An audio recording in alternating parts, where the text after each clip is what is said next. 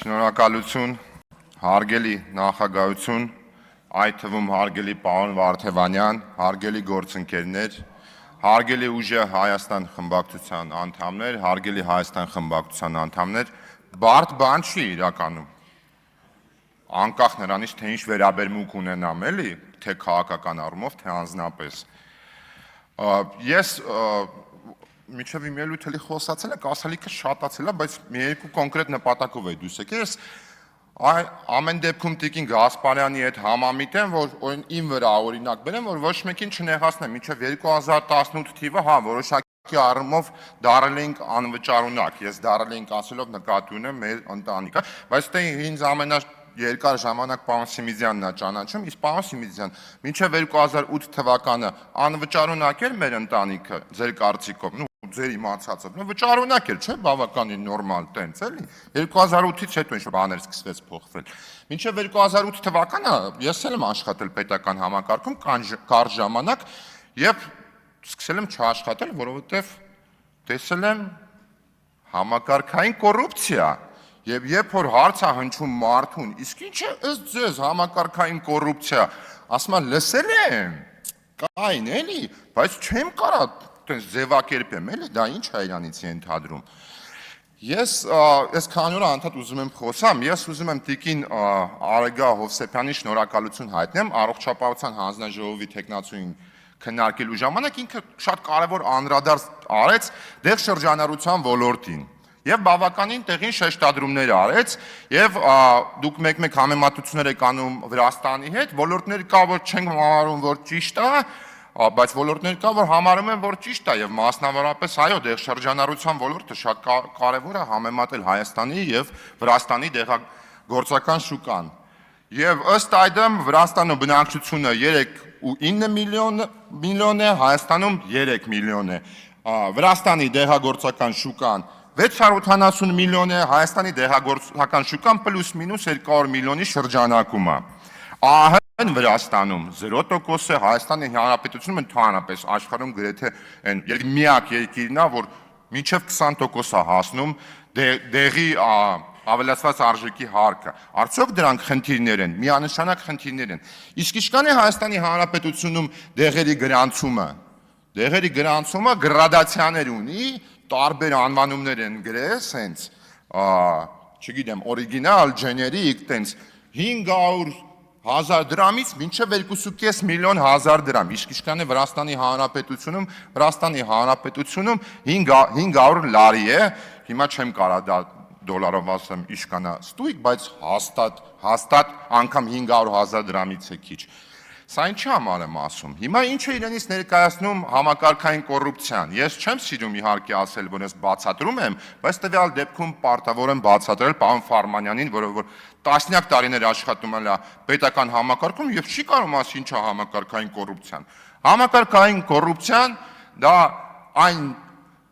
երևույթն է, երբ որ վերևից պարտադրված համակարգում ամբողջ շղթայում վերցնում են կաշառք։ Այդ կաշառքը կուտակվում է եւ ի վերջո գնում է դեպի վերև, դեպի ինչ-որ մի X տեղ։ Այսինքն տվյալ պարագայում ոլորտային ղեկավարի ձեռքը։ Ինչպես է աշխատում համակարգային կոռուպցիան, այսինքն նկատի ունեմ, կարա համակարգային կոռուպցիան աշխատի, որ օրինակ Վիլեն Գաբրիելյանը վատ ագահ մարդ է, փող է սիրում, գա դառնա մի հիմնարկի ղեկավար ու ասի այսօրվանից սկսած մենք պետք է այստեղ կաշառք վեկալենք ու դուք պետք է ինձ մուծվեք։ Կարա իհարկե, բայց մենակ մի դեպքում, երբ որ Հայաստանի Հանրապետությունում օրենսդրությունը, օրենքները լինեն լղոզված, մեկնաբանություն տեղ տվող ձևակերպումներով եւ այլն։ Չի կարա օրենքը հնարավորինս հստակ եւ պարզ գրված լինի, բայց Վիլենը լինելով վատ մարդ, ասի դուք օրենքին հակառակ պետք է սաղդ կաշառք վեկալեք, դա ասենք պարզ բան է, դրա համար ես միշտ ինձ անալիտիկ ուղիղ չպետք է ունենաս, դրա համար անկեղծ զարմանում եմ, էլի, ոնց է ասում մարդը ասում է, չգիտեմ, ասում է դուք ինչ միտումով եք հարցնում, բայց ես ձեր Տիկին Կարապետյան համաձայն եմ, որ ենթադրում է, որ եթե ասի հա, նշանակում է եղել է մեջը, բայց չեմ ասում եղել է մեջը կոնկրետ որպես փող վերցնող, բայց ես բացառում եմ, որ Հայաստանի Հանրապետությունում պետական համակարգում աշխատող մարդը չկարողանա ձևակերպի դա ինչ է իրանից ենթադրում, որտեղ դա նշանակում է ինքը անկեղծ չէ։ Հիմա հարց կծակի, թե ինչու համար ես դեղերի օրենքը բերեցի եւ խոսեցի համակարգային կոռուպցիայի մասին։ Ես չէի ուզում, բայց դե դրթել են։ Ժողովուրդ ջան, ինչ անեմ, թող ներողամիտ լինեն որոշակի առումով նաեւ մեր քաղաքացիները։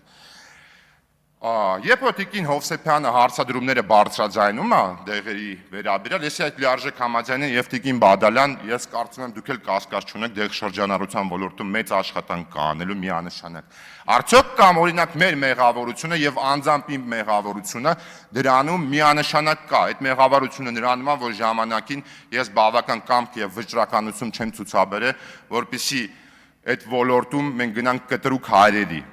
քայլերի։ Բայց որն է Տիկին Արեգա Հովսեփյանի խնդիրը, երբ որ ինքը այդ հարցը հնչեցնում է եւ որպես հիմնական մեղավոր մատնանշում է մեզ կառավարող ուժին։ Իսկ խնդիրը նրանում է, որ Տիկին Արեգա Հովսեփյանը, որը որ նաեւ իր հարց ու պատասխանի ժամանակ մի քանի անգամ շեշտադրեց, եթե ես չեմ սխալվում, բայց ոնց որ չեմ սխալվում, տենց բան կար, չէ, գիտելիքի մասով 5-րդ դասարանի գիտելիքա, 7-րդ դասարանի գիտելիքա, տենց տիրապետ էիք էլի, էդ էլ տենց որոշակի պսևդո ինտելեկտուալիզմա, որի դեմ իրականում Հայաստանում դեռ երկար տարիներ կարծում եմ պետքա պայքարել, որովհետև կրակը չենք ընկել էլի, որ մեր դիպլոմը կարմիր չի նշանակում ինտելեկտ եւ գիտելիք չունենք, բայց երբ որ Տիկին Հովսեփյանը դեղ շրջանառության ոլորտից բողոքում է, ինքը ակամայից պետք է նաև մի փոքր ձախ անի եւ վերև նայի եւ հարցեր ուղի իր գործընկերոջը եւ ասի իսկ կարող է օրինակ դու տեղյակ ես թե ինչու համար է Հայաստանի Հանրապետությունում դեղ շրջանառության ոլորտը այդպիսին եւ ինքը միանշանակ վստահ եմ կարող է պատասխանել որովհետեւ կասկած չունեմ տունը մեկ-մեկ ելույթները քննարկում են թե ինչ պետք է ստեղից խոսա Ինքը ձեզ կասի, որ այո, այդպիսին է, որովհետև օրենքի հիմնական ջատագովը մեր տնից է։ Սա այս վերջերս ռեկվիզիտով ստեղ բան է, էլի մոդա է դարը, սա գիտեք ինչ է։ Սա 57 էջը։ Սա Հայաստանի Հանրապետության դեղերի մասին օրենքն է։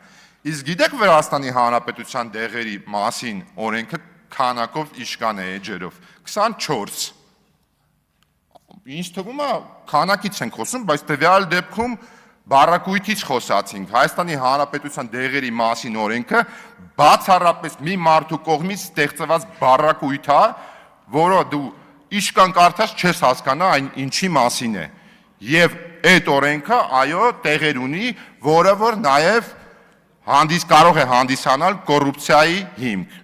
Հիմա կասեք թե ով է, ում մասին է խոսքը բան,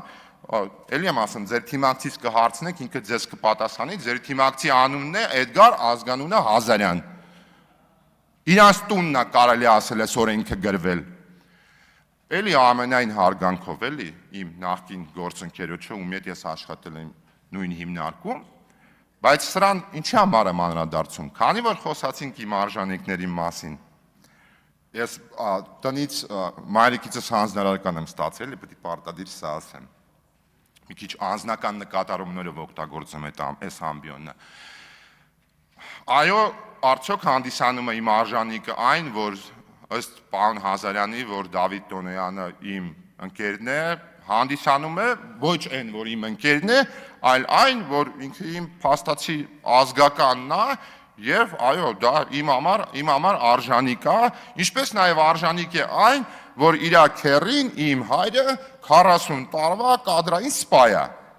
Էլի արժանիք է։ Արդյոք դա խոսում է ես այն մասին, որ ես գիտելիքներ ունեմ եւ հնարավորություն ունեմ պաշտպանության ոլորտի վերահսկողության մասով, չեմ կարծում, որ դա ինչ որ տենց պետք է ազդի այդ գործընթացի վրա, բայց միանշանակ ես ունեմ այդ ունակությունը տվյալ հանձնաժողովը ղեկավարելու, որտեղ ես գոնե այդ իմ փոքրիկ արժանինքներից է։ Պաշտպանությունը եւ անվտանգությունը իրարից կարողանում եմ տարբերակել եւ հասկանալ, որ դրանք տարբեր բաներ են։ Եվ քանի որ ավարտվում է, ես ամեն դեպքում էլի կրկնում եմ, էլի։ Եվ իրականում, պարոն Հազարյան, այդ այնս ճիշտ եք անում, ճիշտ դիրք եք բռնել, ես որ խոսում եմ, պետք է միշտ ձեր գլուխը կախ լինի։ Հարգելի գործընկերներ, թեմաները շատ են հետաքրքիր, առաջիկայում նաև կանրադառնամ մի հետաքրքիր թեմայի, որը կոչվում է երապատերազմի իշխանություն։ Շնորհակալություն։ Պարոն Գաբրելյան, բայց թույլ տվեք ասել, որ ձեր արտահայտությունը խոսելու եւ գլուխը կախի մասին անթույլատրելի է եւ ձեզ դրա համար նախազգուշացում ենք հայտարարում։ Հավանիր տեսանյութը եւ բաժանորդագրվիր նորությունները բաց չթողնելու համար։